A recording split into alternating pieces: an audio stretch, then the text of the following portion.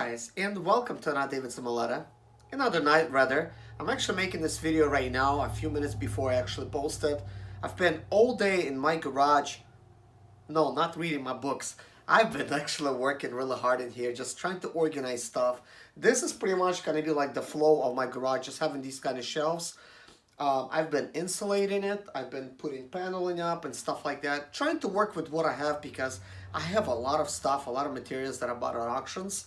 So I'm getting ready to prepare this garage so that I could finally start rebuilding this engine or figuring out what's wrong with it. And of course, we want to do like an engine swap with a 3.0 Mercedes Sprinter diesel, because we'll probably pop it out, see what's wrong with it.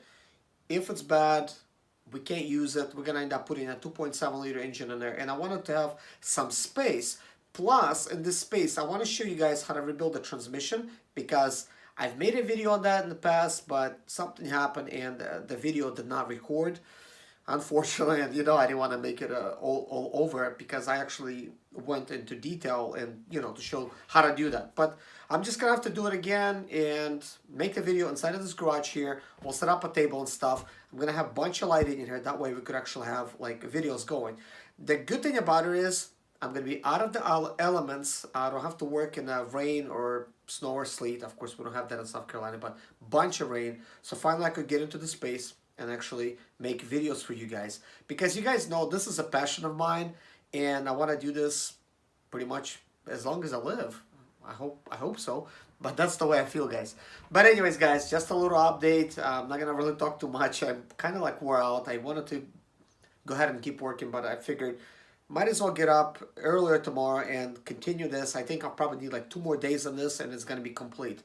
By the way, I changed my mind about replacing a garage door. We'll leave it as it is. Once I siding everything and put the, then I'm going to just paint the door.